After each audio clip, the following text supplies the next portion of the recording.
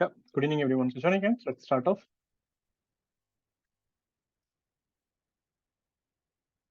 Comes on, everyone.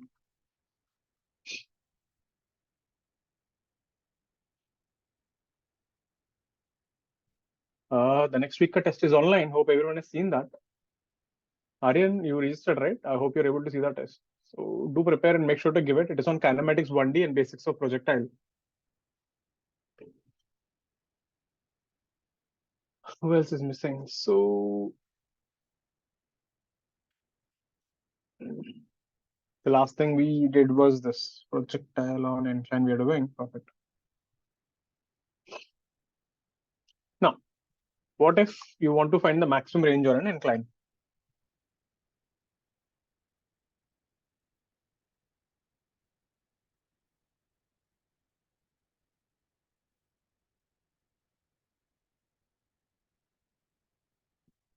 Normally, we know when you throw at an angle of 45 degrees, you get maximum range for a projectile. Incline, it is slightly different.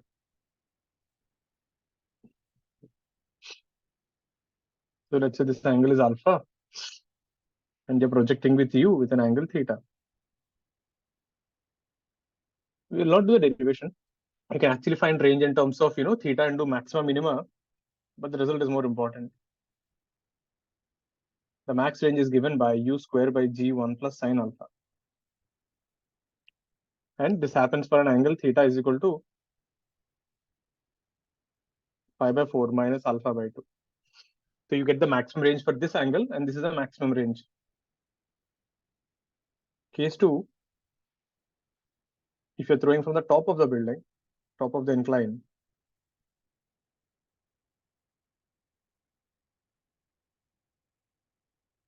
so in this case, the maximum range, so the formula is different in both the cases. When you're throwing down the incline and up the incline, u square by g 1 minus sine alpha.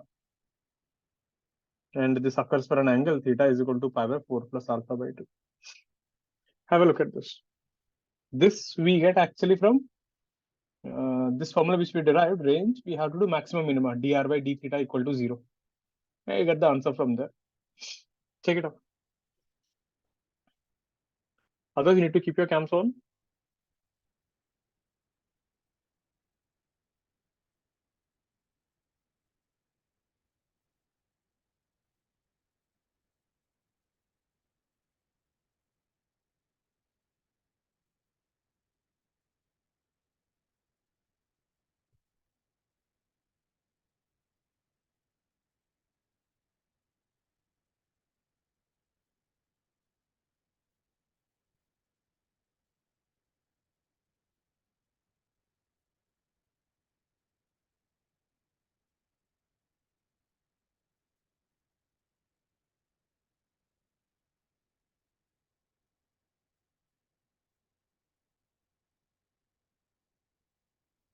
Clear? Let's see a question on this.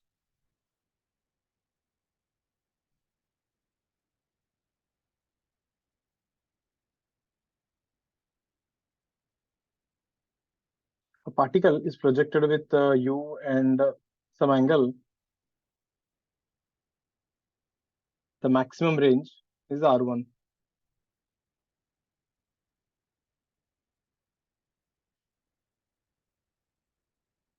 The same particle, when it is projected up with an angle alpha, the max range is r2.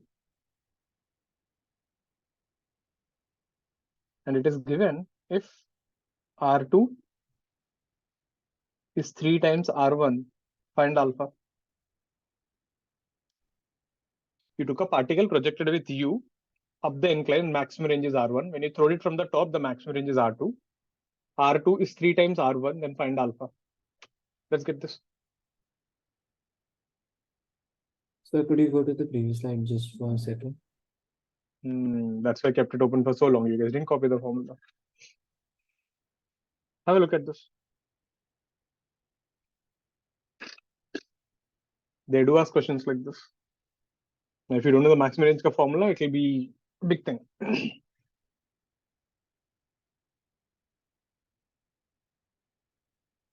Yes, sir. Thank you. Get this. Find the answer for this. Easy one. Just formula substitution if you know the formula.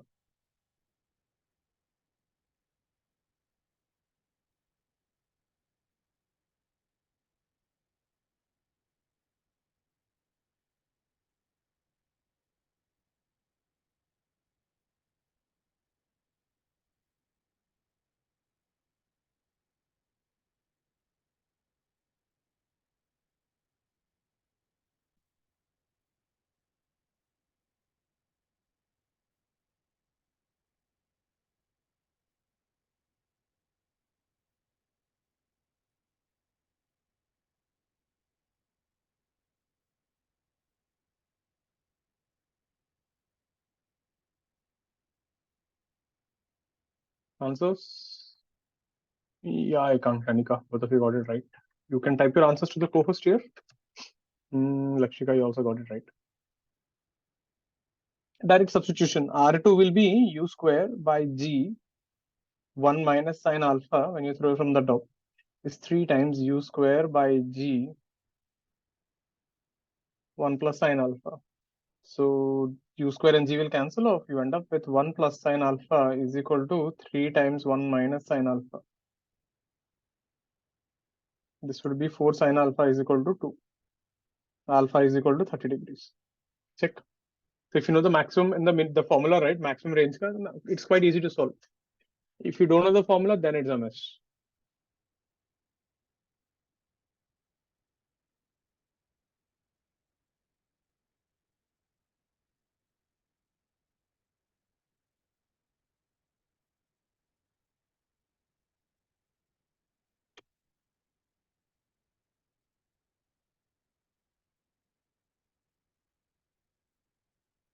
Any doubts on this? Please ask me.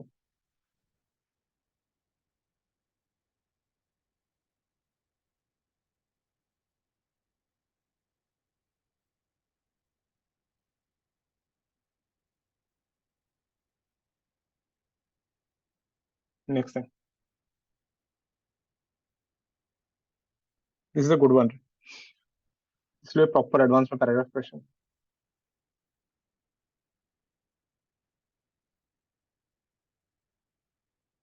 We have an incline like this. This is 30 degrees and this is 60 degrees. This is point A and this is point B. We projected a particle with speed u perpendicular to this incline. This thing flies here and falls at point B, again perpendicular to the incline. Are you getting it? You're throwing perpendicular to the incline and you're landing perpendicular to the incline.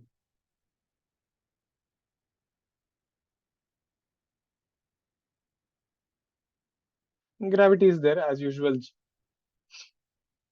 This height here is hb. This height here is ha. It is given. So particle is projected from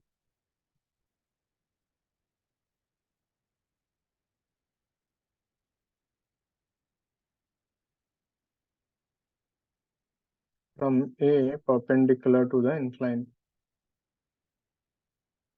and lands at B perpendicular to the incline.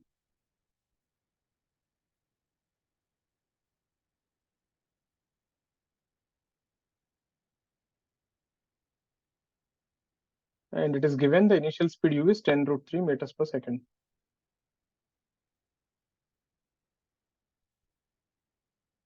Find V. That is the speed when you hit the point B. Find time of flight. Find HA and HP.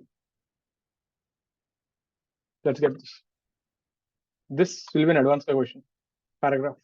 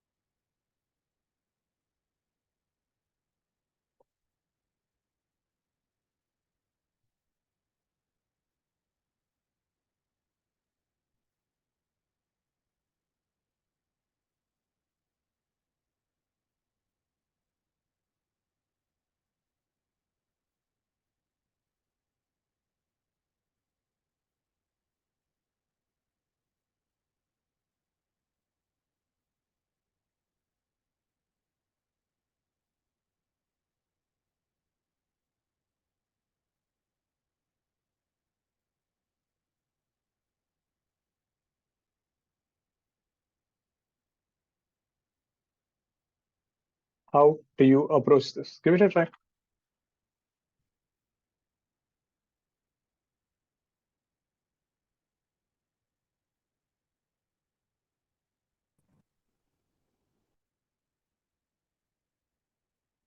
Anyone didn't understand the question here, please ask me. Question is clear, you got 3 minutes. First, let's work on this part, finding V. That is easy, that you can handle. You got a minute, minute and a half for the first part. So the two inclines are making 30 and 60. You're projecting from a perpendicular to the incline. You land on the incline again perpendicularly.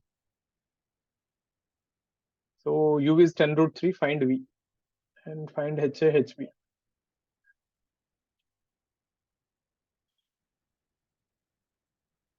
Pratyush, question is clear? Siddharth, Vivan, question is clear? Arya, clear? Aryan, got this? Anshul, try. Sarja, Veer,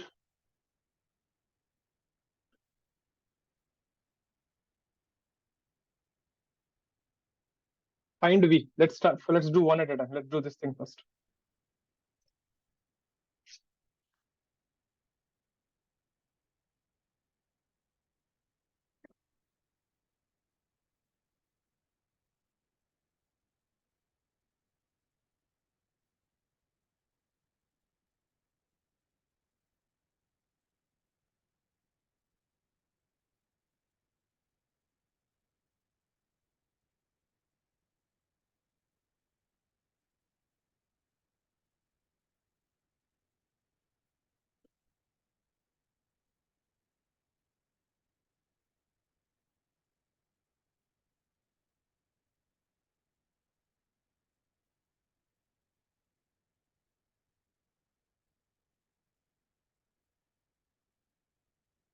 Finish it off. We'll be starting with relative motion today. See now how to get V.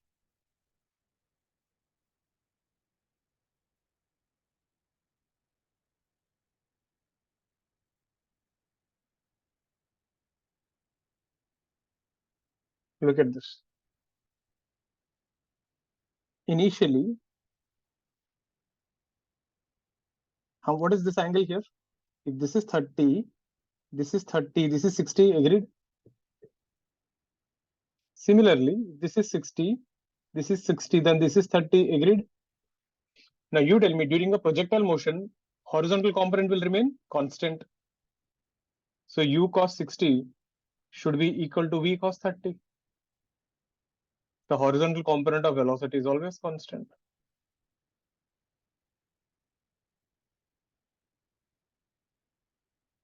हो गया ना एक step में answer. U is 10 root 3, cos 60 is half, V you need to find, and cos 30 is root 3 by 2. V is equal to 10 meters per second. Easy. Now, even though it is an incline, technically speaking, it is still a projectile in the air, isn't it? And horizontally, the velocity will not change. So U cos theta should be equal to V cos alpha.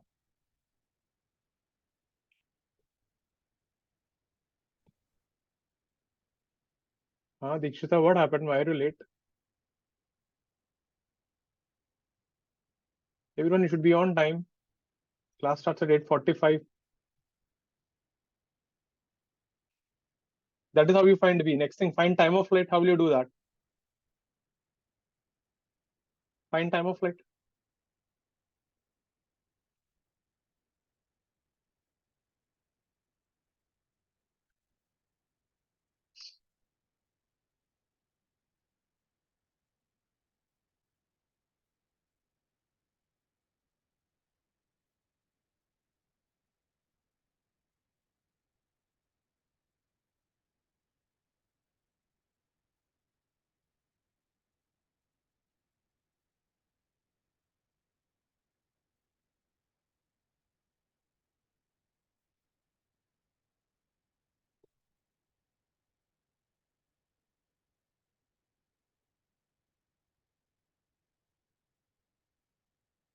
How do you find time of flight?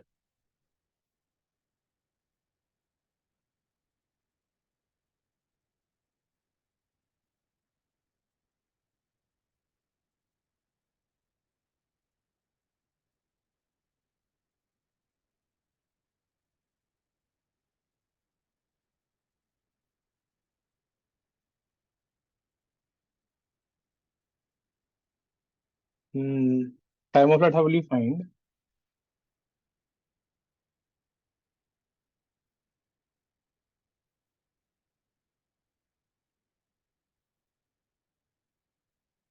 There are one or two ways to do, but let's use this kinematics and solve. See, what I will do.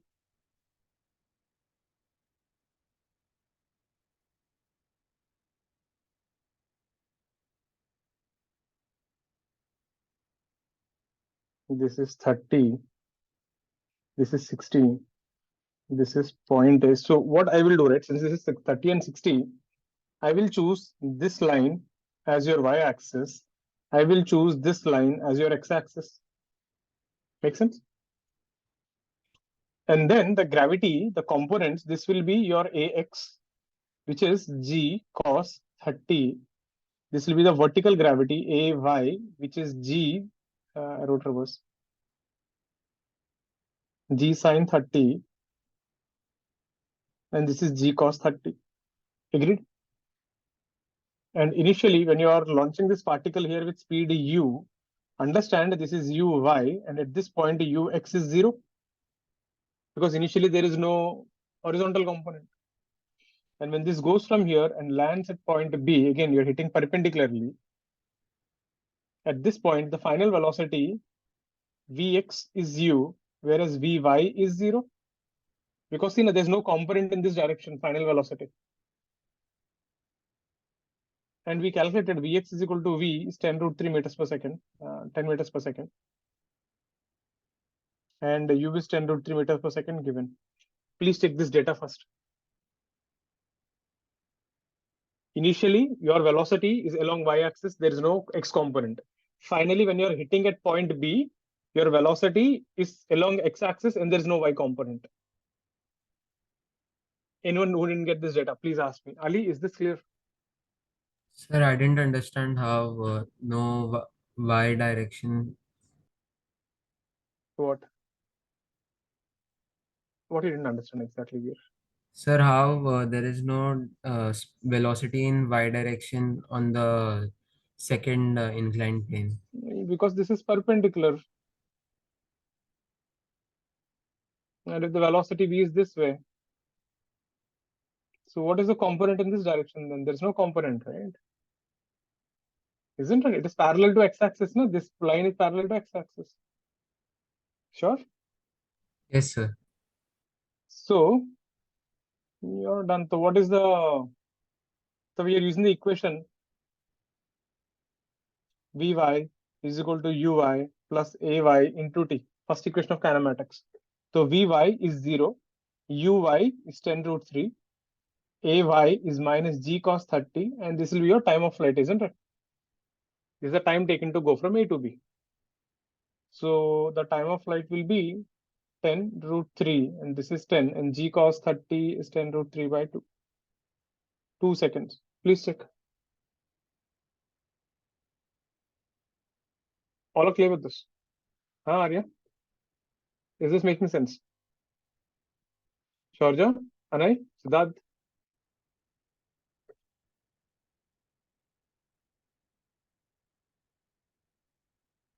And then what to do?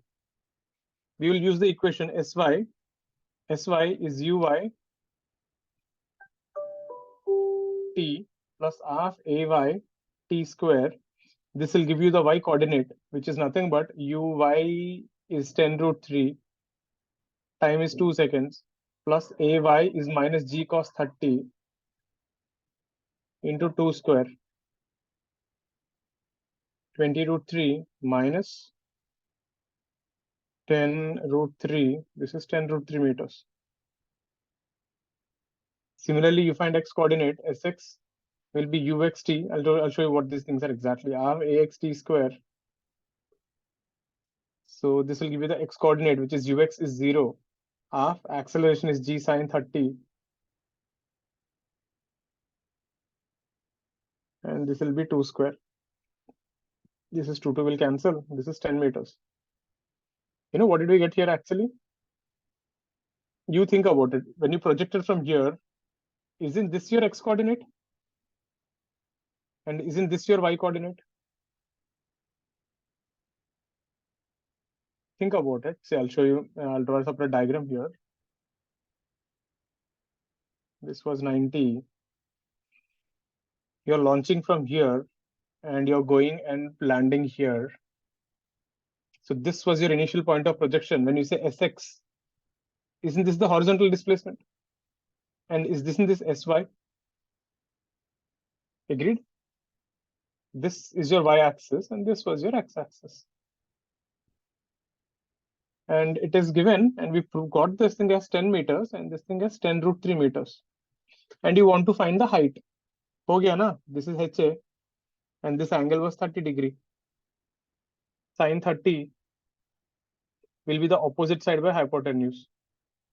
So HA is equal to 5 meter. Similarly, this is 60 degree.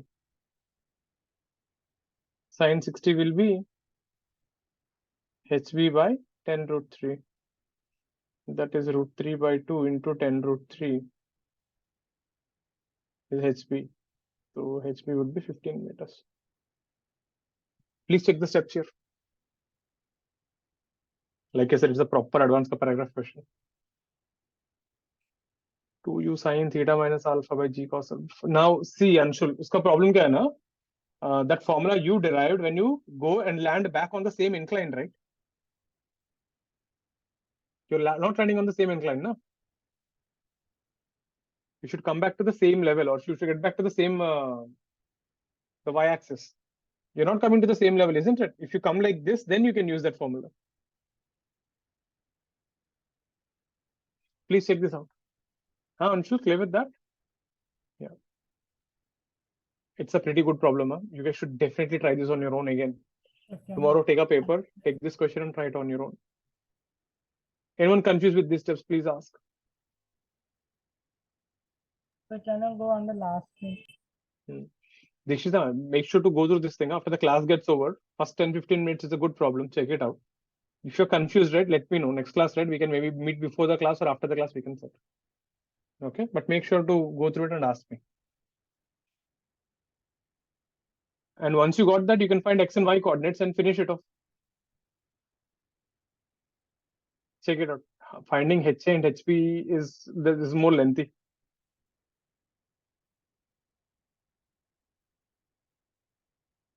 All clear with this?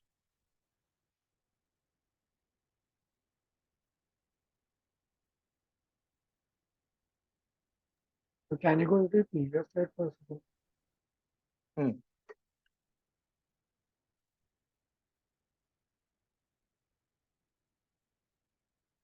Anyone not convinced any one particular step, please ask.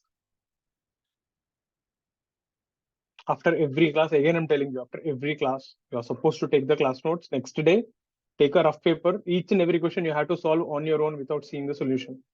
Try it for 4-5 minutes. If you're not getting, then you see, why did you forget? I just taught you one day before and you forgot in one day. And something you didn't remember. So see why that happened. That is important. You do this for every chapter. It helps you a lot. Clear? Can I turn the page? Aryan, clear with this? Ekansh got this thing, no? I think you got it. I think Ekansh and Lakshika, both of you got it. Saurja, Vivan, clear with this? Pratyush? Great. Next thing. Relative motion. So we are still left out with relative motion and graphs. So relative motion is quite important. Problems are, it's like we'll have everything, like literally everything that we have studied, we can combine in this. So what is this relative motion and how do we use it?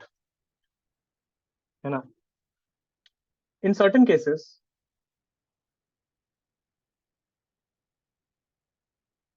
it is convenient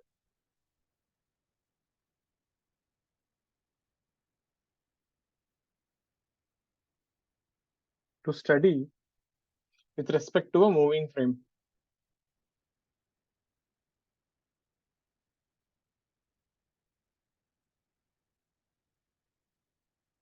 So whenever you're solving questions, right, sometimes it becomes pretty easy if you try to study with respect to a moving frame. Example, if I ask you this question, if you're standing on the sun and if you're looking at the moon, how does the path of the moon look like? if you stand on the sun and if you look at the moon, how do you think the moon ka path will look like?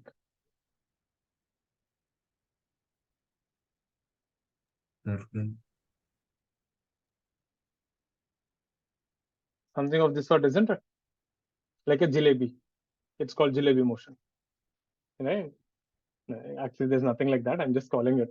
So if you look at this path, right, this is the motion of the moon with respect to the sun. Quite complex.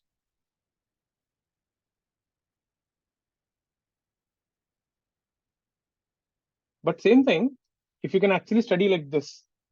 First, you study motion of the moon with respect to Earth. Stand on Earth and look at the moon. And then look at the Earth from the sun.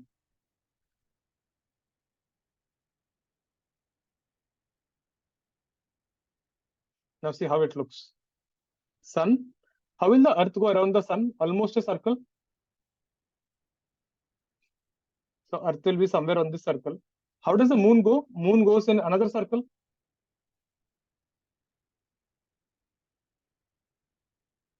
So this jalebi motion, or this complex motion, is nothing but it's a combination of two circular motions, isn't it?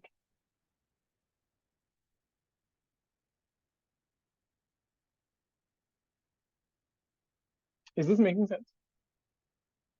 If you try to see the moon ka motion directly from sun, it looks pretty complex, difficult to visualize what the hell is happening. But if you look at from the sun, the Earth will look like going in a circle, and if you stand on the Earth, it will look like moon is going another circle. You're getting this? For example, see same thing. Let's say in your elevator, the lift in your apartment, right? If you stand inside the elevator, and if you look at the fan, how is the fan going? Circle. But if you stand on the ground and the lift is going up, how does the fan go now? Like this, isn't it? A spiral. So what is this? This is nothing but a circular motion plus a straight line, right? Fan is going in a circle and the lift is going up. So when you study with respect to relative frames, in certain cases, your life becomes easy. So how do we study that? Let's see.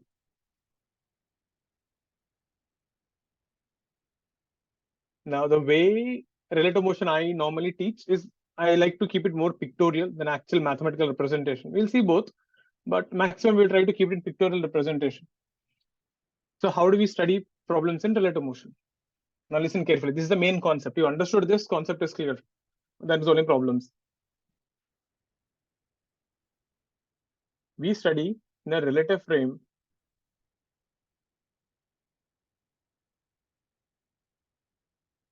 by subtracting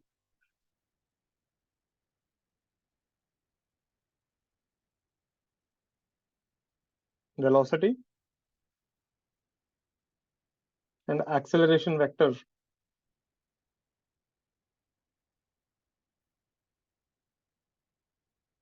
of the observer from everyone. What do you mean by this?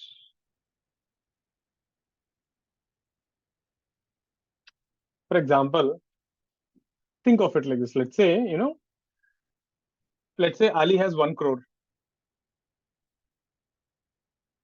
Ali is not happy. See, sir, only 1 crore types. So, Ali has 1 crore. So, how to make him a poor person? Siddharth, how do you think we can make him poor? By comparing him to someone who has greater money. Anna is smart. So, most people think, take away money from him, but let's not do such things. Let him also be happy.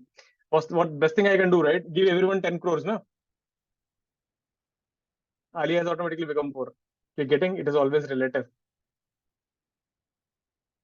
You're getting this? Now Ali is saying, sir, it is okay, sir. Give me that 1 crore at least. No, Ali. What happened? Why are you so tired today? Full classes क्या today? ऐसा आपके classes. ऐसा ही. You getting it? So, the thing is that way, like relative. It is always, it is always relative. When you say, it's like asking, is this line big or small? With respect to what? It is big. It is small, isn't it? So we do something of that sort. We always compare, right? So this is what we do here exactly. Did you ever in max you must have learned this. If I have a point 3, 4, how to make the point 3, 4 origin? How do you shift origin to 3, 4? By Anyone? comparing all the other points to 3, 4. What do you mean by that exactly? Like we take all the other points in respect to 3, 4. So, okay, what does it By mean? subtracting 3 and 4 from the Yeah, XY you have to coordinates. subtract -3 and -4 from everyone. What Aryan said. You're getting it? So if you subtract -3, -4 from everyone, then the origin becomes -3, -4. And the example, let's say this point 5, 7 will become 5 - 3, 2, and 7 - 4, 3, isn't it? So this way, all the other coordinates will change. So whichever point you want to shift to origin, take that guy ka coordinates and subtract from everyone. Is that making sense? So using this logic here, this is what we will do.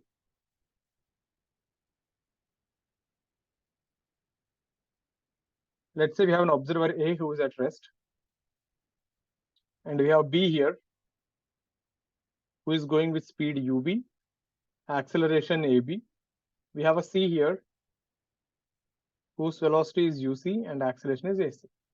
Now, if you tell me, sir, I want to study with respect to B, means you want to study with respect to B. So what we will do, we will take B ka velocity and B ka acceleration and subtract this from everyone.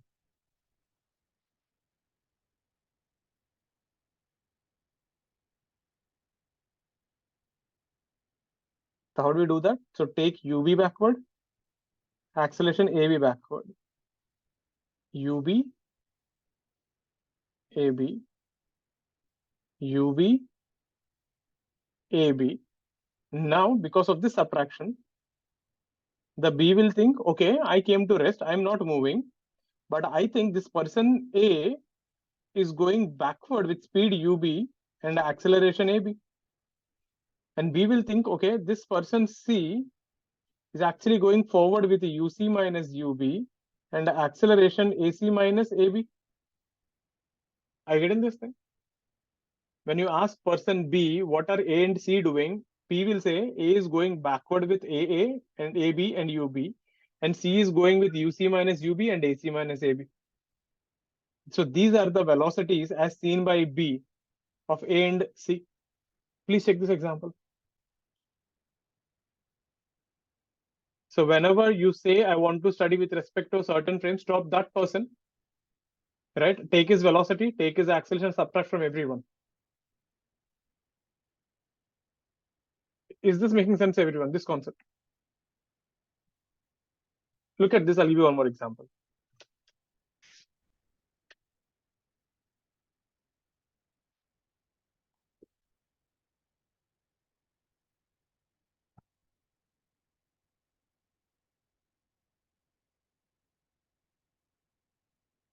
Clear? Can I turn the page?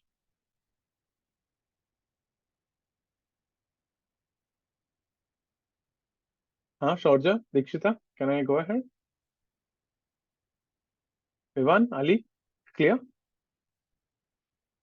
Now, one more example. Say. Suppose if you throw a particle u1, theta 1, let's say this is point A, and let's say you throw another particle u2, theta 2 with respect to B. This is what we do. First, resolve the velocities into components. So u1 sine theta 1, u1 cos theta 1, u2 sine theta 2, u2 cos theta 2. Gravity is G and gravity is G. And let's say you want to study with respect to B. So if you want to study with respect to B, you have to subtract B ka velocity from everyone. How do you do that? So u2 sine theta 2 downward. So here also you have to keep it downward. Are you getting it? You just reverse the vectors of B and give it to everyone. u2 cos theta 2 right side. So यहाँ पे भी u2 cos theta 2 right side. Gravity is G upward, so it will cancel. So here also it is G upward. Are you getting what we're doing? You take B ka velocity and reverse it and give it to everyone. That is the meaning of subtraction. Because of this, what will happen? We will think, okay, my velocity got cancelled, my acceleration got cancelled, I'm at rest. But it will think this person A is coming with u1 cos theta 1 plus u2 cos theta 2 and u1 sin theta 1 plus u2 sin theta नहीं subtract होगा minus u2 sin theta 2. Have a look at this, how we did this. Is this making sense? Even if you have in two-dimensional, you take a B ka velocity, I cap, J cap components, uska reverse karo, and then take that and add it to everyone. And when you do that, B ka velocity will become 0. So your main purpose is you have to make B ka velocity 0. And then B will think this is the new velocity of A. Is everyone getting this main thing here, relative? If you got this, I think the theory part is, this is the basic thing. So this is all pictures, okay? I'm showing you everything in pictures. And I observed, like, people understand the pictures more easily. But let's see the mathematical part also of this. But any doubts on this, please ask me.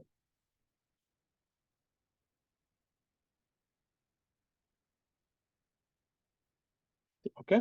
Now, if you want to write it mathematically, if you subtract like this v, a comma b, the meaning of this is velocity of A with respect to B. That is the symbolic meaning of VAB. Velocity of A with respect to B. Now here, so velocity of A with respect to B will be velocity of A with respect to ground. Like just now I said, if you want to study with respect to B, you have to subtract B ka velocity from A minus velocity of B with respect to ground. So you can simply write this thing as VAB. I will write this as VAG minus VBG. So we get velocity of A with respect to ground is velocity of A with respect to B plus velocity of B with respect to ground. This is the symbolic form. This is how it looks in the symbols. Now, once you got this idea, right, of relative motion, then you just use your regular kinematics. V relative will be d r relative by dt. This is your relative velocity. We'll see some problems, you'll get the hang of it. This is your relative position.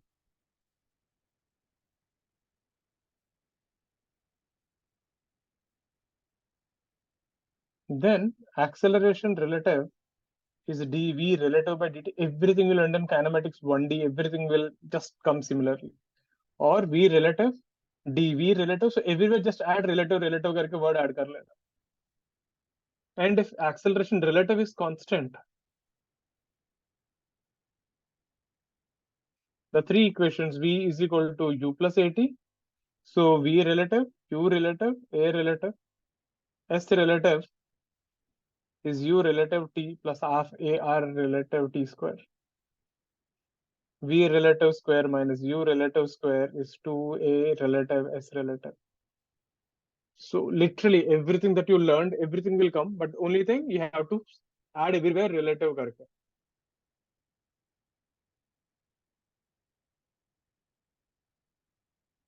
Have a look at this. I'll show you some steps how to solve these problems, and let's see some practice problems today.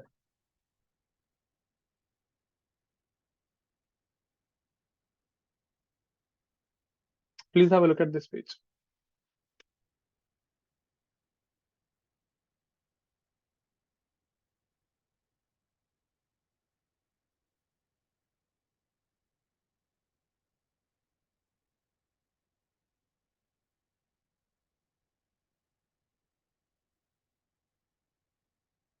Clear?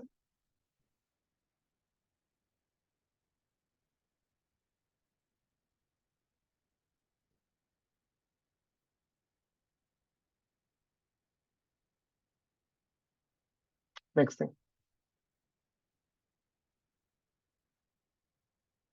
Now, how do you solve problems in relative motion, and how do you know you have to use relative motion?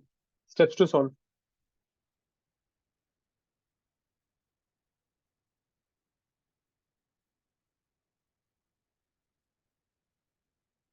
Step 1, choose your reference frame. Let's say if there are 3 points A, B, C, and all are moving, you can choose anyone you want. Choose your reference frame, meaning an observer. Let's say if A and B are moving, you can choose A or you can choose B, doesn't matter. Step 2, subtract velocity and acceleration vector, meaning you have to divide them into I cap and J cap. Subtract velocity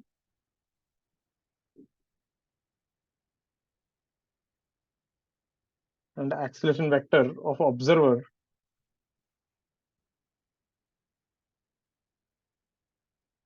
from everyone.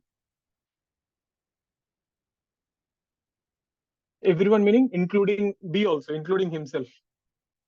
Third, once you have done this, see the main advantage, you know what? If two people are moving, it is pretty confusing to study what is happening between them.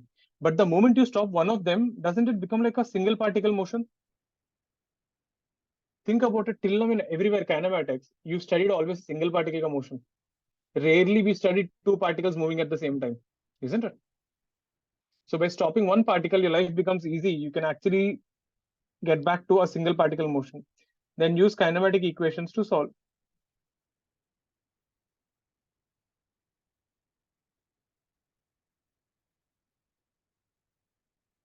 So the general idea, na, how do you know if there's a relative motion? Again, a general notion here. If there are bodies, if there are multiple bodies moving,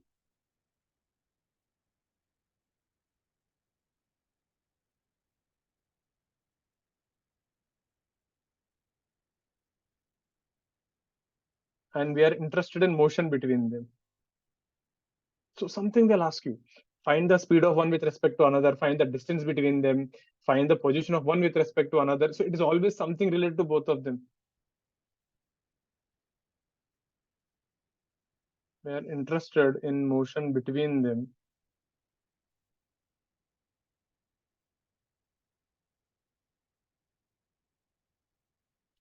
That's a hint actually. 99% of the time use relative motion. Then mostly it is based on relative motion.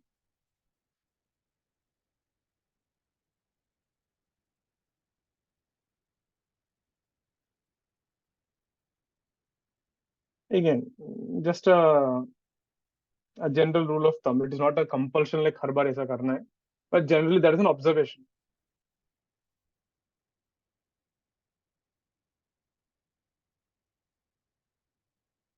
Clear? Have a look at the steps. Let's see some problems now.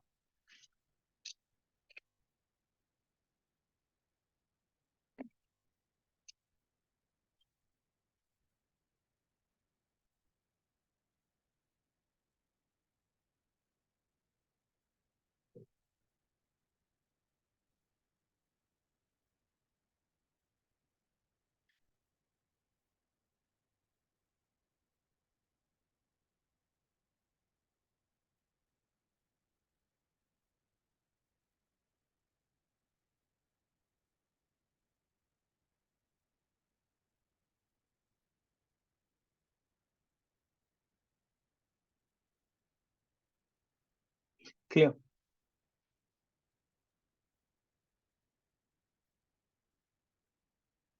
Let's see a problem. Let's start with an easy one.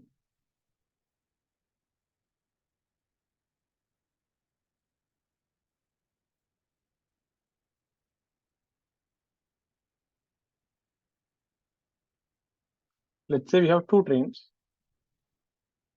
train A and train B. Both are going on the same track.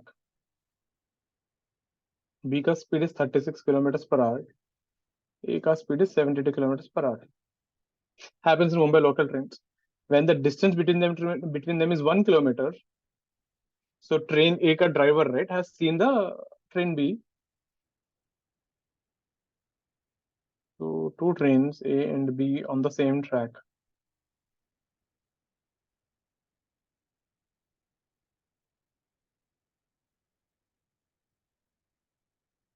Move with 72 kilometers per hour.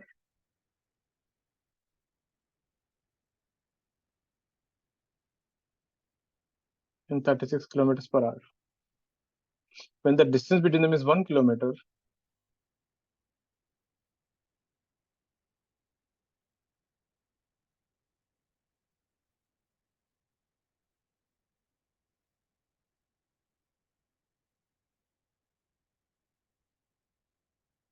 the train driver A, he starts decelerating, he applies brakes. A decelerates with A.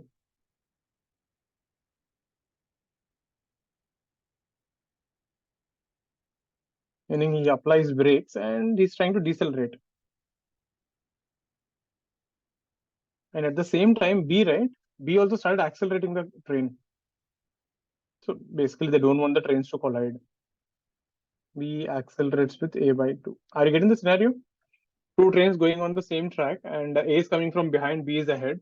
A ka speed is more. So if you leave it like this, A will go and hit B. So the train driver has started applying brakes. So deceleration is A backward, acceleration. And B is also started accelerating. You want to run away from train B. So the question is, find the minimum value of A to avoid collision.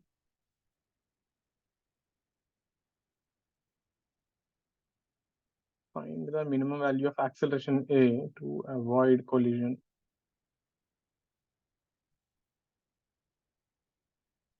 Let's get this. Now here you can clearly see, two particles are moving and you don't want them to collide with each other. So it is generally meaning like we have to use relative motion. Think how to do this thing.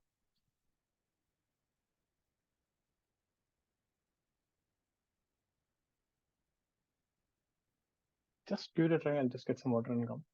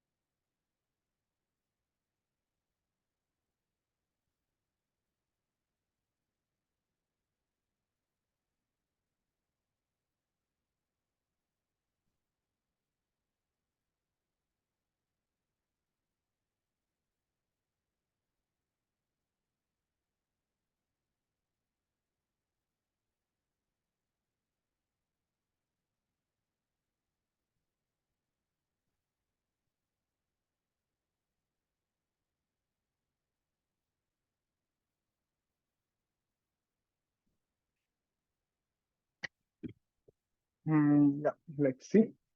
1 by 30.1, 180. Anika, बहुत ज़्यादा acceleration है रे वो. People will die in the train. You know the meaning of the number 180? It is 18 times gravity. Means if you really put people in a train with 180 meter per second square, their weight will be 18 times their own weight and they'll get crushed to death. Meaning, कभी देखा mosquito को wall में when you hit how it will become pachak splash. So like that. So basically, you're a killer.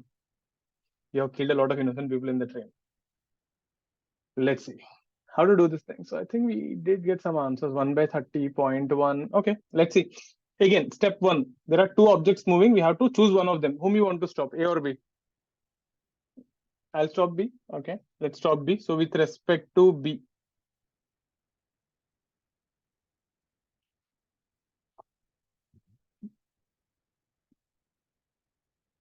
with respect to B. So what are you supposed to do? Subtract the B ka acceleration A by 2, B ka speed 36. So this also will be 36 and this also will be A by 2. Agreed? Now, what will B think? B will think, okay, I came to rest. I'm not moving anymore. And this person A is going with 36 kilometers per hour, according to me. And this guy is also having acceleration 3A by 2 backward. Is this making sense? And 36 kilometers per hour is nothing but how much? 10 meters per second into 5 by 18. So this is your initial speed, 10 meters per second. Now look at the bigger perspective. B thinks I'm at rest. It thinks A ka initial speed, that is U relative, is 10 meters per second. A relative is 3A by 2. So this train A will come closer, closer, closer, closer. And finally, if I don't want A to hit to me, speed कितना होना चाहिए? V relative is 0. Isn't it? You don't want train A to go and collide with B. That means it should stop. B should think, A is stopping. And what is the distance between them? S relative is 100,000 meters.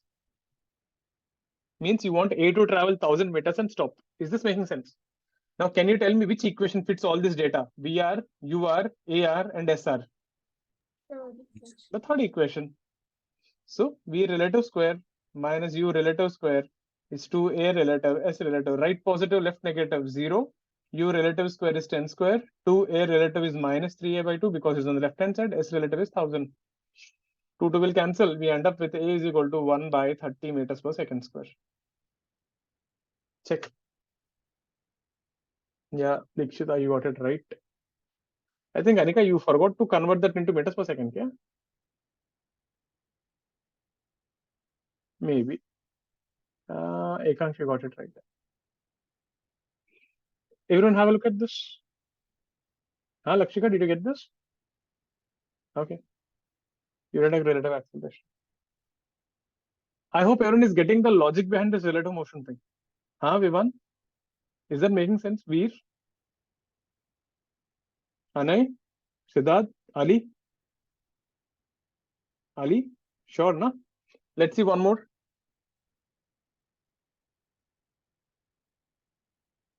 Let's see one more.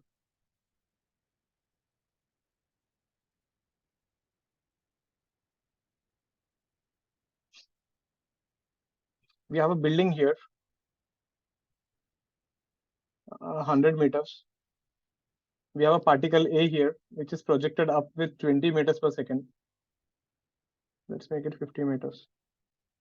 Another particle here, B, is projected with 30 meters per second. They both are projected along the same line.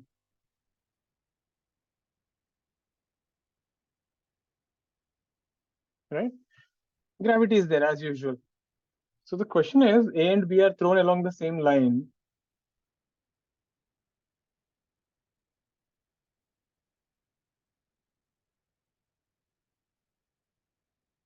As shown.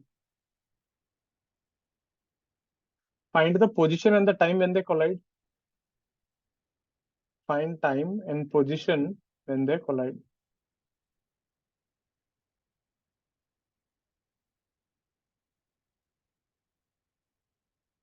Let's get this.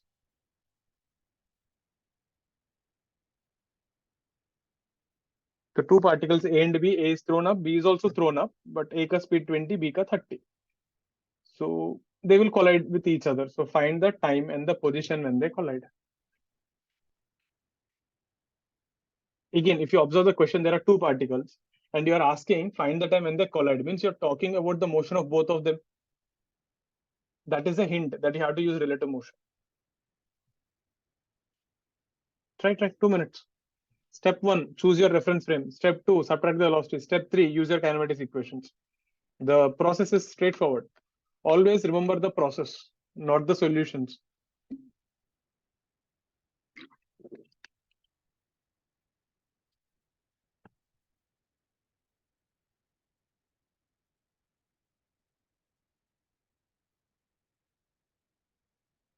Right, Pratyush? Time is right. Get the position also.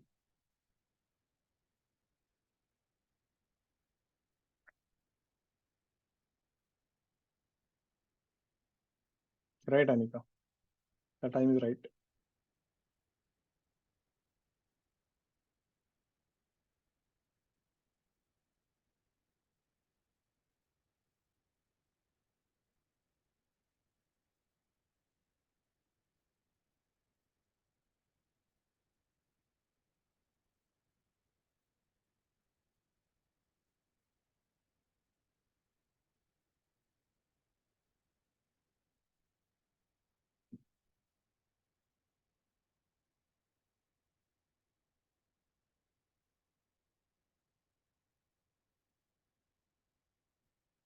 Midway, yeah, Lakshika, that is right. Pratyush, you are right.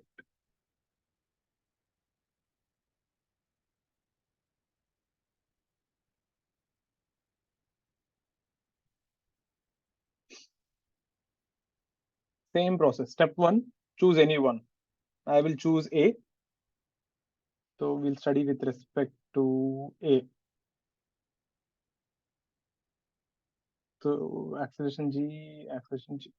So we have to stop A. So what to do? Put 20 downward, put 20 downward. You want to stop G also. G upward, G upward.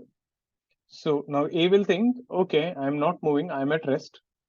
And this person B is coming towards me with 10 meter per second. G also cancels off. So A relative is 0. This is U relative. And A relative is 0 because GG got cancelled off. So actually A thinks B is coming towards me with constant speed. So using the equation S relative is U relative time plus half A relative T square. S relative is 50, U relative is 10, and this is time T is equal to 5 seconds. That means in 5 seconds, they're going to collide. Now listen, time though you will get, right, Aryan Siddharth? But the question is find the position where they collide. You have to go back to the ground frame. Now think about it. The time taken for them to meet will not change no matter where you see them from, right? You see them from the ground, you see them from the building, it is the same thing. Now go back to the ground frame. So if you go back to the ground frame, so this B here is going with 30 meters per second. Gravity G is 10. So displacement of B will be speed of B plus half of acceleration of B into T square. So SB will be 30, time is 5 seconds. Gravity is downward, so minus 10 into 5 square. This turns out to be 25 meters, meaning in 5 seconds B will reach here. In 5 seconds A also will reach here.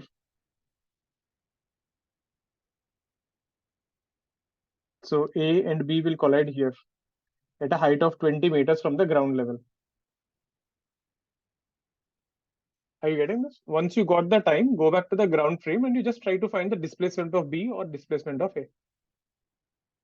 Are you clear? Because see, in the relative frame, you'll never get the actual position. You'll get relative position, isn't it? If you want the actual position of the particle in the ground frame, you have to go back to the ground frame. So just calculate B ka displacement or A ka displacement and solve. You'll get the same answer.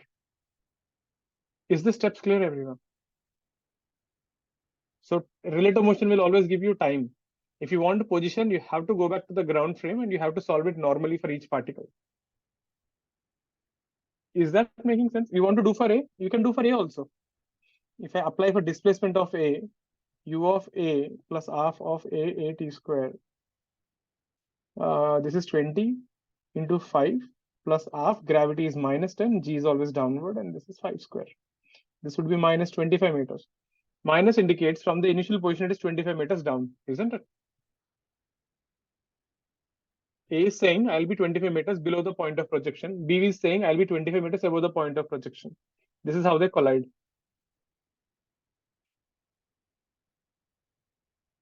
Actually, they collide in a very weird way. You know how they collide?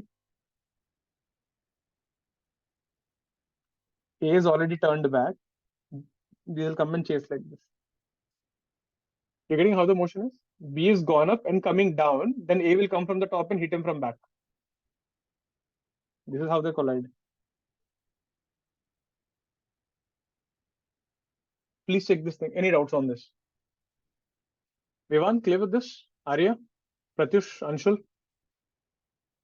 Anay, Dikshita, clear with this? Siddharth, Ali, Saurja, clear? Veer, perfect. Next one. Please stop me if you're confused. You didn't get any particular step. Please ask. Don't hesitate. Get things cleared. So we have x and y axis. So we have a particle A here, which is 2d, 0, traveling with speed u. We have another particle B here, which is 0, d, traveling with the same speed u here. But A travels along x-axis and B travels along y-axis as shown.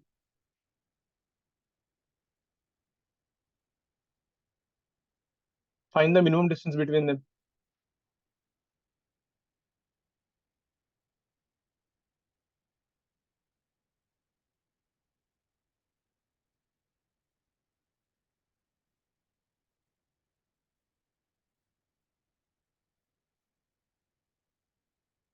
Find the minimum distance between them.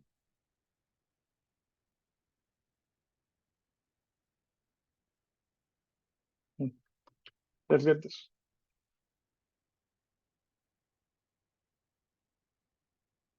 They're going with constant speed.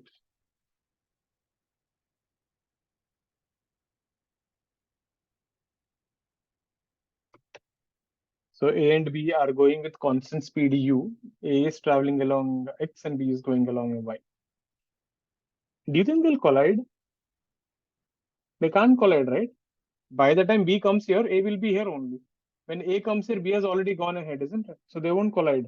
So what is the minimum distance between them? I hope the question was clear. You got 2 minutes. Think about it. Anyone not clear with the question, please ask.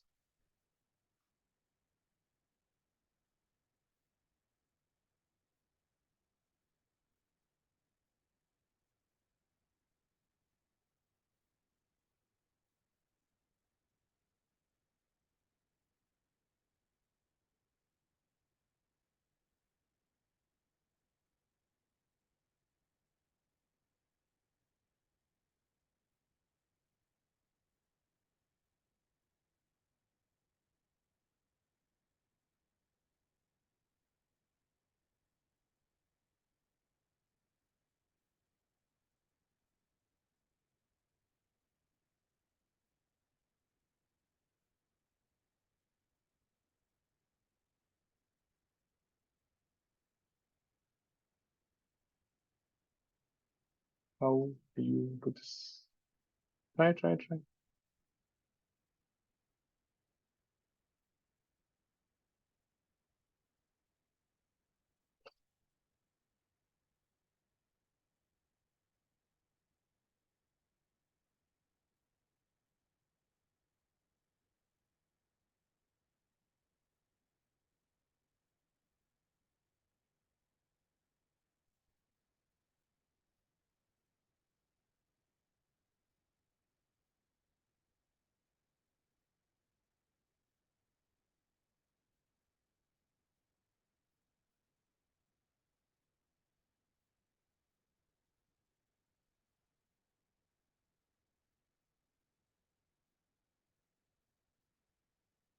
So can I answer it in terms of U and D?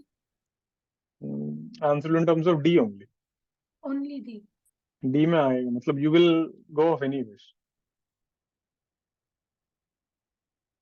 Pratyush, that is right. Others, try. You got a minute more.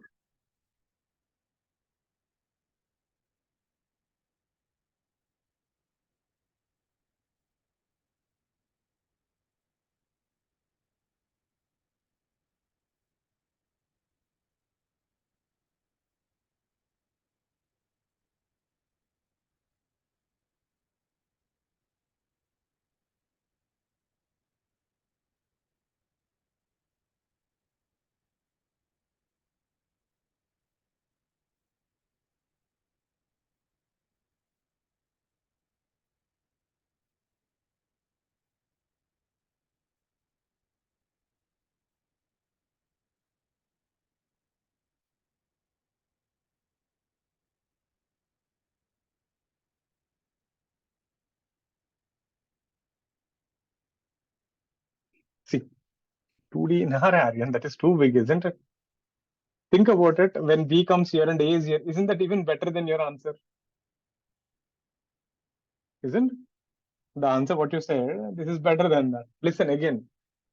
Nayakansh, that is also wrong. Arya, that is also wrong. Listen, everyone. Let's stick to the process. Step one. If there are two particles moving, choose any one guy and stop them. Whom you want to stop? A or B? B. B. Okay, let's stop B. So this is 0, comma D. This is 2D, comma 0. And this is U. Stop B.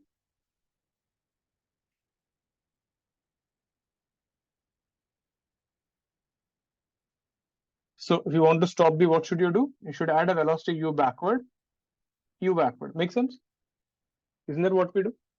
Put U upward for B. So you should keep B also this thing.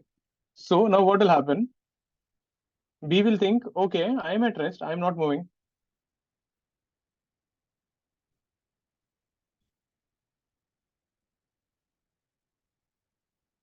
But now this person A here is having velocity U upward and U left side, isn't it? So the resultant velocity will be exactly from the center. What is this red line? This is the path of A as seen by B, isn't it? So B thinks A is going along this straight line, right? Making an angle of 45 degrees. Why 45? Tan theta is equal to U by U, 1. Is this clear, everyone? So B is standing here. Now you tell me, what is the shortest distance between a point and a straight line? If you have a point and if you have a straight line, what is the shortest distance? Perpendicular, right? So if you ask B, what is the closest distance? It will say, this is the closest distance, isn't it? This is your minimum distance. Now we know this length is 2D because that is 45. This also will be 2D. And this is given initially D. So this is also D. And this angle is 45. So from there we get D minimum will be D sine 45, which is D by root 2. Is that making sense? So in this triangle here, I'll call it B, B dash, and let's call this thing some C. So if you take the triangle B, B dash, C, D minimum will be D sine 45. Please take the steps. So step one, choose anyone, stop that guy. That guy will come to us, the other person will move at an angle. So that angle tan theta will be U by U, that is 1, which is 45. So P will think A is going in a line like this. So for a particle, the shortest distance from a point to a line is a perpendicular. So you need to find this green line ka length. So this total length is 2D. So this is also 2D by tan 45. And it is already given B is initially at a distance D. So the balance should be D. So if this is D and this is 45, this is D sine 45. Please take the steps. Is this clear, everyone?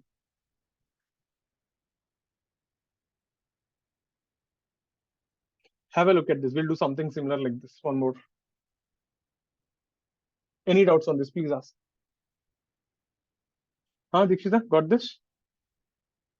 Lakshika, got the mistake? Arya, clear, na? Ekansh, clear mistake. Anyone not clear with this, not convinced with this, please ask me. Shaurja, Ali, are you clear with this? Ali? Sure? Yeah. Do please look at the screen, have focus here. Great. Vivan, clear with this? Next one. Similar problem, but slightly more complex.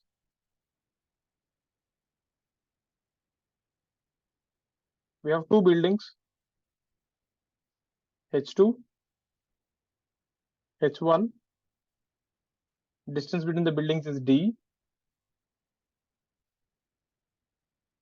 From this corner point A, you're projecting with U1, theta 1.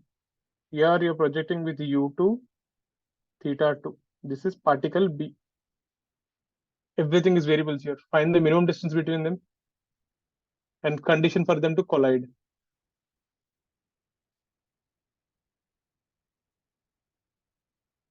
Gravity is there, projectile motion. So basically this is going like this and this is going like this. So what is the minimum distance between them? You can't do this in the ground frame. It's messed up. If you try to do this in the ground frame, it will be pretty complex. You have to find x and y coordinates, get in terms of time, and then use maxima minima. Find minimum distance between them. That is one. That is complex one. And the simpler question will be find the condition if they're going to collide. Answer will come in terms of u1, u2, theta 1, theta 2, h1, h2, d. 7 variables. Condition for A and B to collide.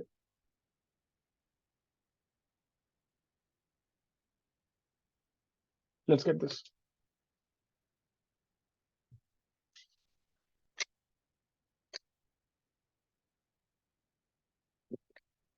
Again, remember, the process is the same. There are two particles, stop one of them. Take the velocity, take the acceleration, subtract from everyone. One guy will come to rest, other guy will go somehow. Find the path of that other guy. And from the point which you stop, drop a perpendicular. That will be the minimum distance. I hope everyone is getting the theme. Did you see every question is different, but every question, isn't the process the same? The steps to solve is always the same. Try. You got 4 minutes.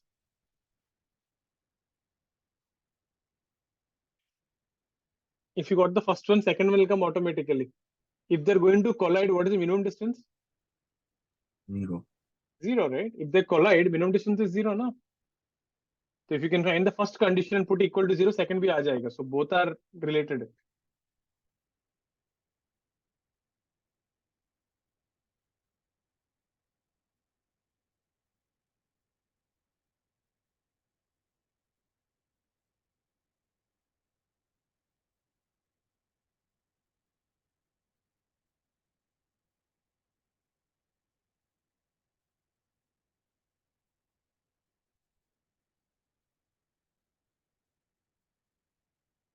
Anyone not clear with the steps, please ask.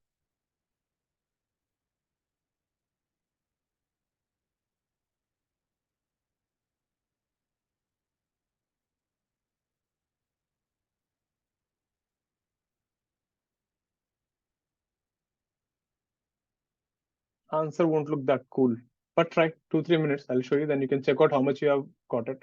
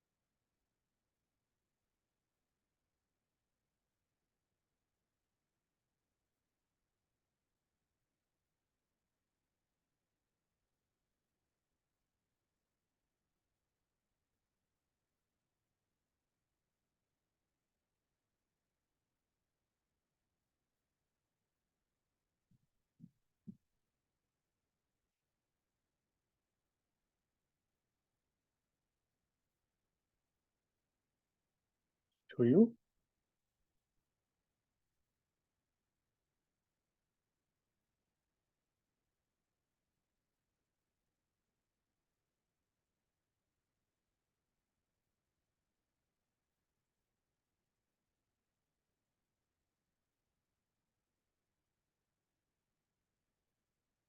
The range for both the particles, nah, that will be problem, na? Because see, they won't even land on the ground. Na? There's no guarantee where they'll hit. Listen, I'll help you out. Show you, give you a minute more. I'll give you the starting part, then I'll give you a minute more. You try. Step 1. Stop anyone. Whom you want to stop? Let's stop A. Doesn't matter, you can stop anyone. But before that, you need to get the velocities.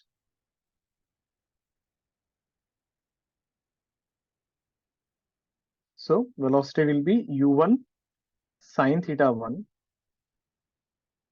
u1 cos theta 1, and gravity is g. This is for A. And for B, it is u1, u2 sine theta 2, and u2 cos theta 2. And remember, gravity is also g. So let's stop anyone. Let's stop A with respect to A. So what you're supposed to do, subtract A ka velocity from everyone. So subtract u1 sine theta 1, u1 sine theta 1. Subtract u1 cos theta 1. So now be careful, you have to add u1 cos theta 1 this way. Subtract g, subtract g. I hope everyone got this. Now, you see something interesting actually.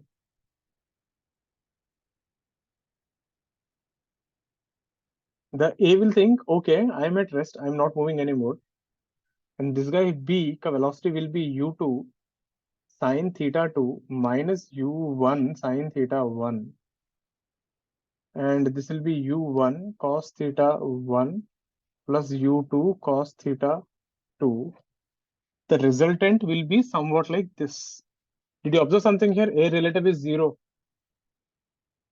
So A will think B is going in a straight line. This is path of B as seen by A. This is an important statement. Huh? Since A relative is 0, the path of one projectile with respect to any projectile is always a straight line. If you throw two particles into the air and if you ask one particle how is the other guy going, it will be always a straight line. Path of one projectile with respect to another projectile is always a line.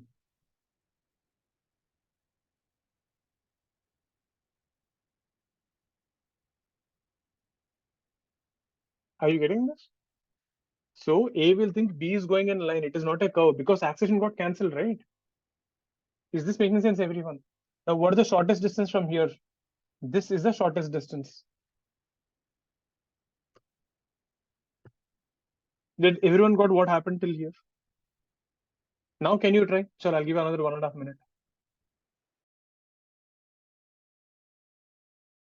So could you explain how it's straight line is relative to each other? Related. This is the path of B as seen by A, na? With respect to another projectile. With respect to another projectile is a line.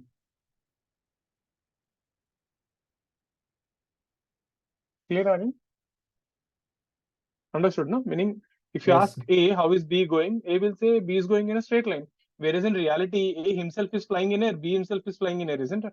Both are going in two curved paths. That's what I'm saying. If you try to do this in the ground frame, it's pretty complex. But when you stop A, your life becomes easy. Try. And here, this angle is alpha. So we get tan alpha is opposite side. U2 sine theta 2 minus U1 sine theta 1 by U2 cos theta 2 plus U1 cos theta 1. There. So you can get the answer in terms of alpha, D, whatever, everything. Try. Now it is all geometry only. I did the main part. Now you guys have to finish all the work. Try, you got a minute or two. question is, frankly speaking, it is not tough, but it looks complex because of so many variables. Think.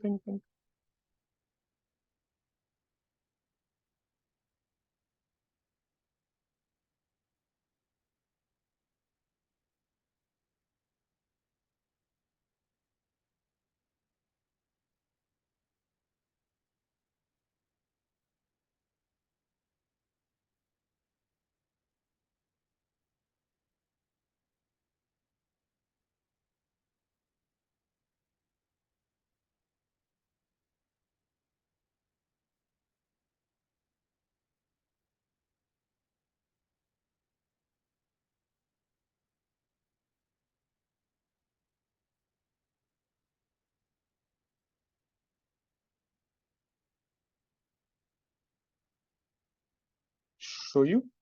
No, it's more of a geometry after this. Sir, I got it. We have to get the equation in terms of everything. You have to put in equal, no? I know, इतना अच्छा नहीं दिखेगा. Let's see. It's a very long thing. I got it. Yeah.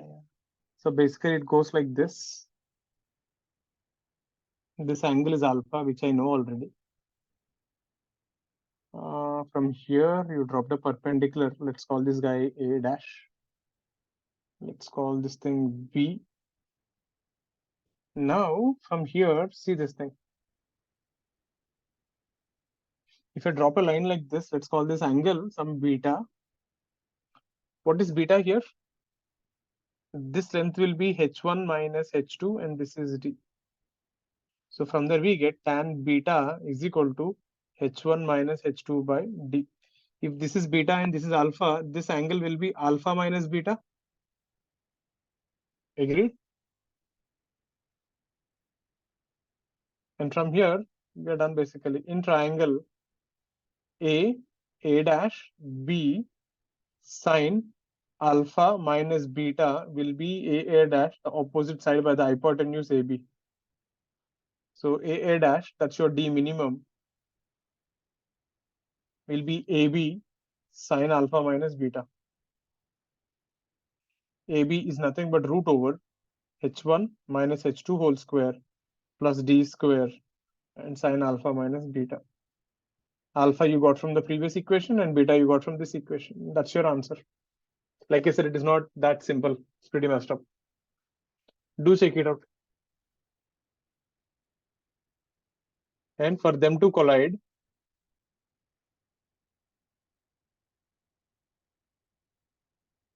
the distance A dash should be equal to 0.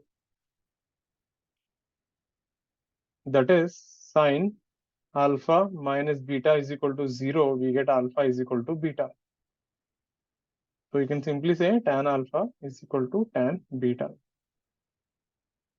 And we know tan alpha from here, u2 sine theta 2 minus u1 sine theta 1 by u2 cos theta 2 plus u2 cos theta 1. Tan beta is h1 minus h2 by d. This is the condition for them to collide. I know it's not small. Like I said, this question, yeah, it's slightly tough, but it is actually more because of so many variables, it looks more complex. Please check out the steps. This is a proper advanced question. Huh?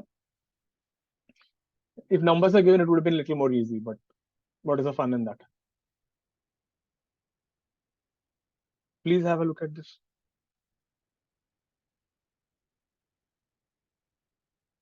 I hope everyone got this page is clear, I suppose, right? So once you got this page, it is just geometry after this. So you need to find that green line length, which I can't do directly. So I made a triangle. Let's call this thing ABB dash. So tan beta will be AB dash by BB dash. Once I got beta and the total angle is alpha, this angle will be alpha minus beta. Sin alpha minus beta, I got A dash.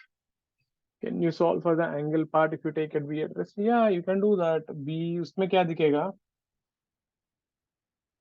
So then this guy will go like this, no? Then you drop the perpendicular like this. This will be beta, this will be alpha. Story is still the same, isn't it? Right, Eka? Just it will be a little different here and then, but it's the same thing. Please check everyone.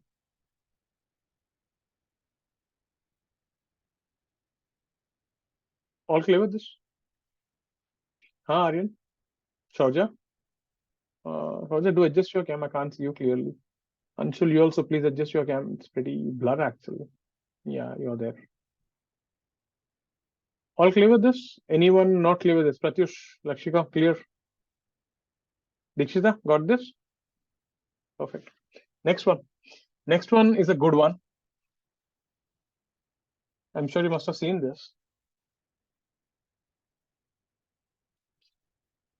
It's a standard problem, but it's an important one because again we will do the same problem in circular motion. Then it becomes an advanced problem. So we have three particles here, A, B, and C. A, B, C on the vertices. Three particles A, B, C on the vertices of equilateral triangle.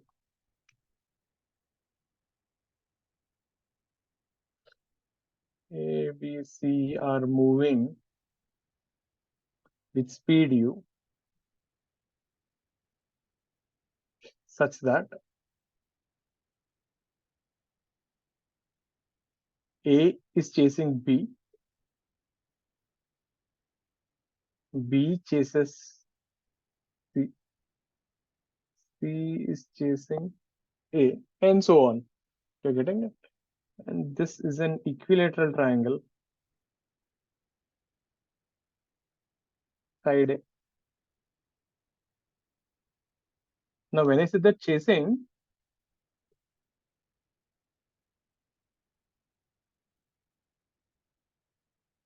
the velocity vectors point towards each other. I'll show you how it looks.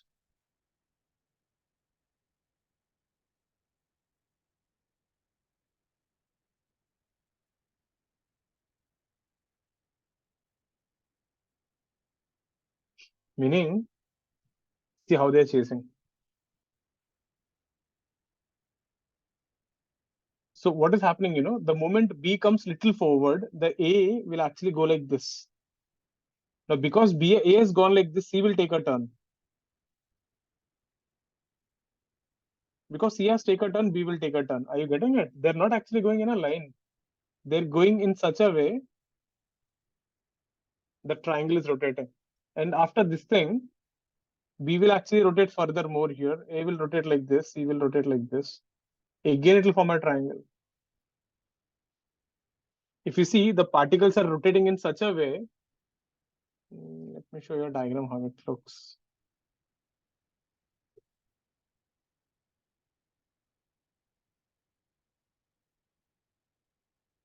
There, like this.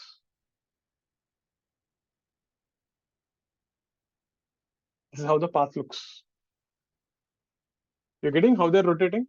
So A, B, C, right, are chasing each other in such a way. So A is always looking at B and running, B is always looking at C and running, C is always looking at A and running. So they are completely rotating. This is how the path looks. Look at this thing. This is the path of, yeah, I think I wrote reverse, but okay. This is how the path looks, the spirals. Everyone able to visualize? This is how the particles are chasing each other. So this is the motion of this thing. So the question is, find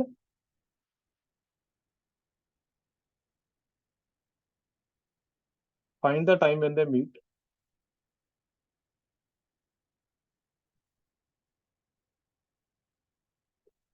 And find the distance traveled by the ABC.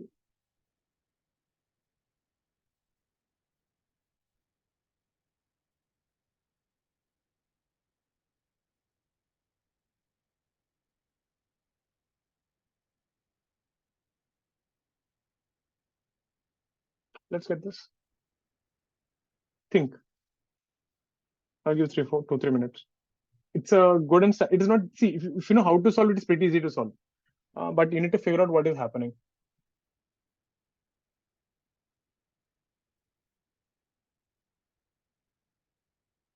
I hope everyone got this idea, right? How they're going. They're chasing each other. When I say chasing each other, think about it. Did you ever chase a bus or anything? Let's say you're standing here and the bus is going like this. How do you run? Don't you run like this? You're chasing the bus. You're looking at the bus and running behind it. Speed is U and the triangle ka side is A.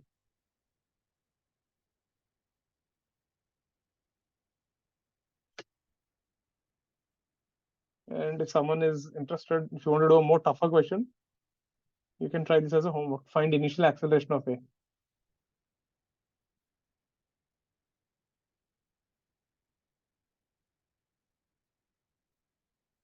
That would be fun. And later on in circular motion, I'll ask you something else. If they're rotating in a circle, you'll form a triangle. Find the area of the triangle as function of time t. Or find the angle rotated by the triangle in time t. You get pretty good questions, but we'll see them in circular motion. For now, let's do A and B. C will be a homework for people who want to try more.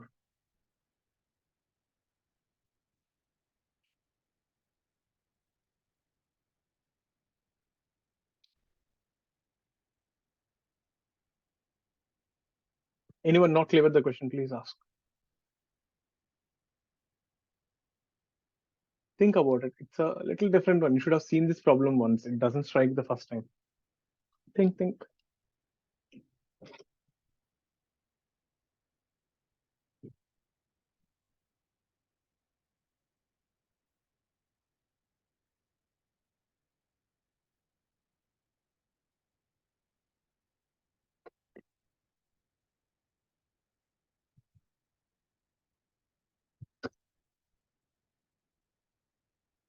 Any ideas?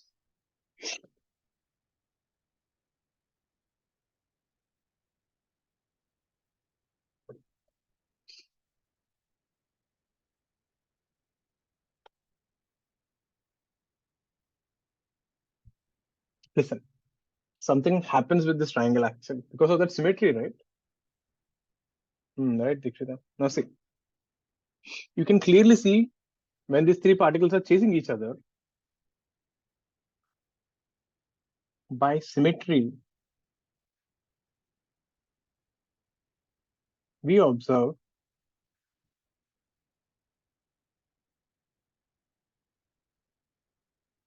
ABC, right, will always form an equal triangle. Let them rotate how much ever they want. ABC always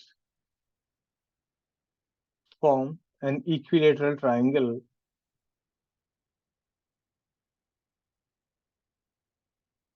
which is rotating and shrinking. The triangle is rotating and it is also becoming smaller and smaller.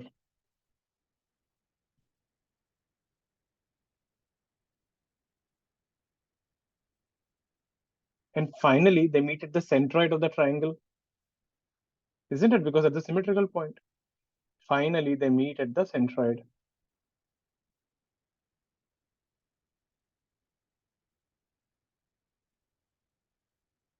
Clear? Everyone agrees with this statement here? That they meet at the centroid? Everyone?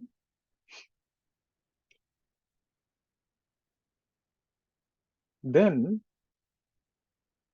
look at from here.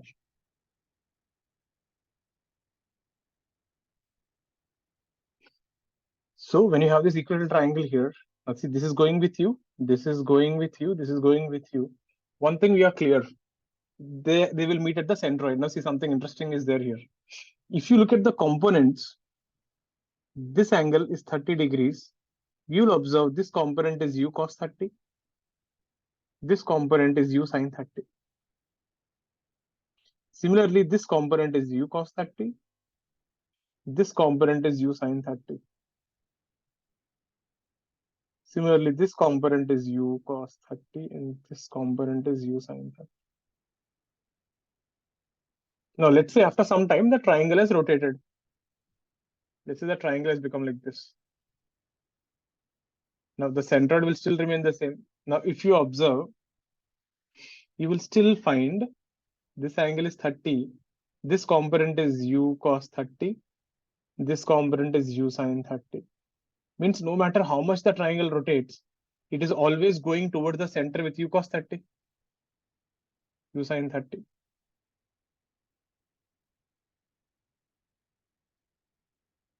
So from here, you can clearly see which velocity is responsible for them to meet. U cos 30. U cos 30 is responsible for them to meet. It is actually making the triangle smaller and smaller. What is U sin 30 doing? U sin 30 is rotating the triangle, no? U sin 30 is responsible for rotating the triangle. That is the reason we have a triangle which is rotating and shrinking. Is everyone getting this? The two velocities are playing two different roles. One velocity is responsible for making the triangle small. One velocity is responsible for making the triangle rotate. So you want to go from time taken to go from O to A. I hope you remember this. In a triangle, what is A to O ka length? You guys remember? A by 3. The centroid divides in the ratio of 2:1. So OA will be 2/3 of the height, which is √3 A by 2. A by √3. The centroid divides the height in the ratio of 2:1. Please don't forget that. So time taken to go from A to O will be AO by velocity along AO.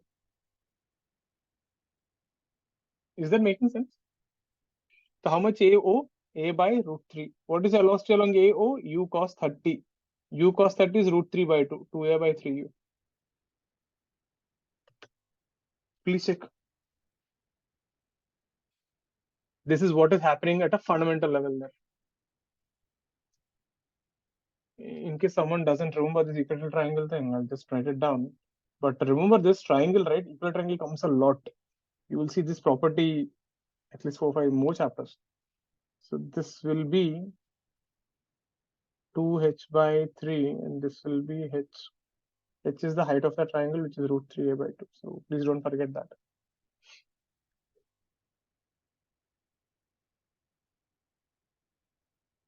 Clear?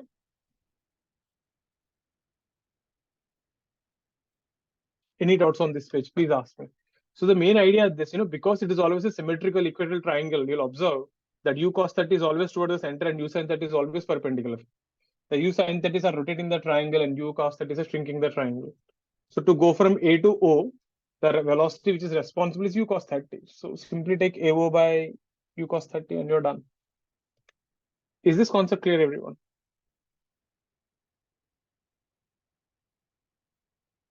Clear? So if you look at the path of them,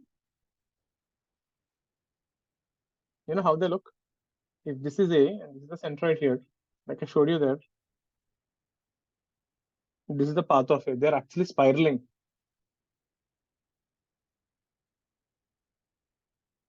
If you look at the path of B, this is also spiraling. And if you look at path of C, this is how they're spiraling actually. And we know distance is nothing but speed into time. Now I know it is not going in a straight line, but I don't care because distance is simply speed into time and speed is constant.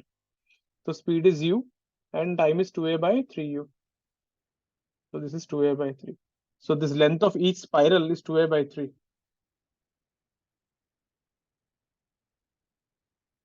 Length of the spiral is 2a by 3. Independent of the speed. You travel fast, you travel slow, it doesn't matter.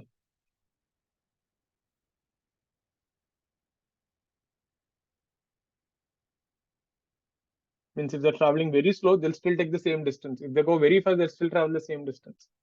The length of the spiral is 2a by 3.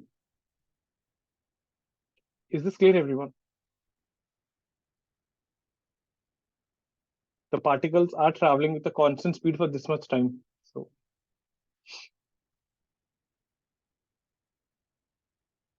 is the concept clear? So I know it looks like a big question, but in reality, if you understand what to do, what are you supposed to do? Take the velocity, divide the component along AO and perpendicular to AO, take this distance by speed and you're done, right?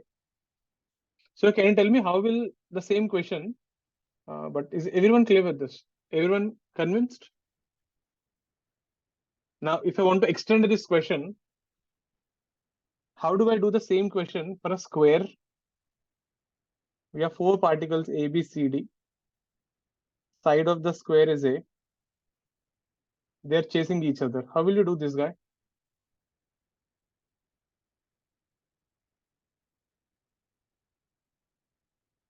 Idea is the same. Where will they meet? At the center. The center. So this is the distance, na AO. What is this angle? 45. So what is the time? AO by U cos 45. AO is nothing but half diagonal. That will be A by root 2 by U cos 45 is 1 by root 2. A by U.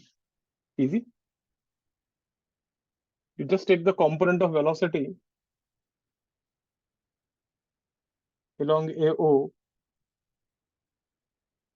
that is responsible for you to meet along this thing. So this is again U cos 45. This is also U cos 45. This is also U cos 45. You know, how does this look? This is how they look. 4 particles chasing each other. Is the idea clear, everyone? All sure? Dikshita, clear, no? Same thing can you do for this guy? This is how they'll ask in the exam. You can extend the problem to multiple things. What if you have an hexagon?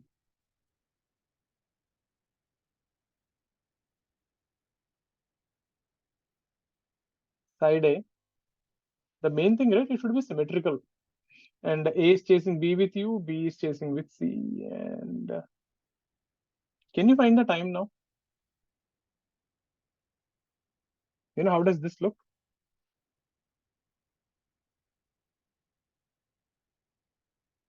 Like this.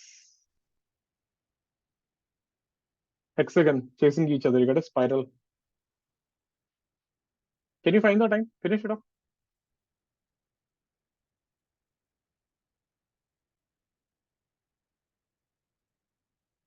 So show the triangle question. हाँ दीक्षिता. Can you show the triangle question, sir? Triangle.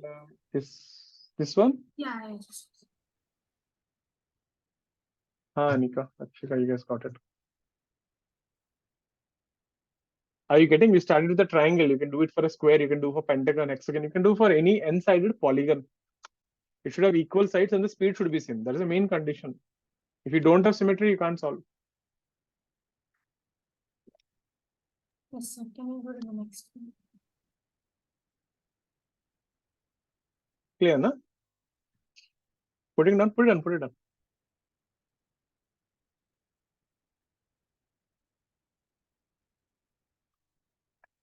Can you guys try for a regular hexagon? Try.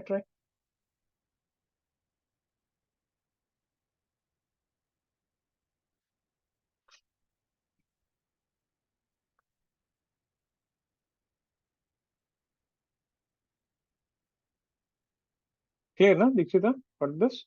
Yes. Answer for this, everyone. Regular hexagon. Try, you got a minute. Finish off, last one for the day.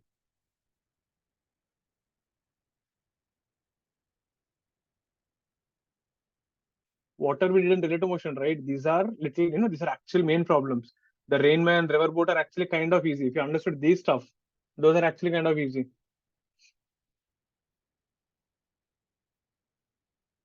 Sir, is it 2A by U? Yeah, you're right, Shorja.